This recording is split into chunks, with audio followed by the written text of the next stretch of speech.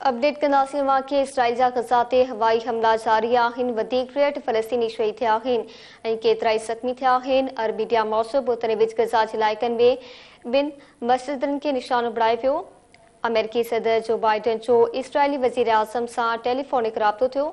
अमेरिकी सदर चयो त रफ़ा ऑपरेशन खां अॻु शहरनि जे तहफ़्फ़ुज़ जे मंसूबे जी ज़रूरत आहे। रफ़ा में फ़ौजी ऑपरेशन खे क़ाबिल अमल मंसूबे बिना अॻिते न वधाइणु घुरिजे। रफ़ा में 10 लख खनि खां वधीक फ़लस्तीनी पनाह वरितल आहिनि। बाइडन इस्राइली क़ैद जी आज़ादी लाइ ॻाल्हियुनि मां फ़ाइदो खणण जी ज़रूरत ते ज़ोर ॾिनो। अपडेट कई पिया वाक़े इसराइल जा ग़ज़ा ते हवाई हमला जारी आहिनि। वधीक टेट फ़लस्तीनी शहीद थिया आहिनि ऐं केतिराई ज़ख़्मी आहिनि। अरब मीडिया मौसूब उतरे विच ग़ज़ा जे इलाइक़नि में ॿिनि मस्जिदनि खे निशानो बणाए वियो।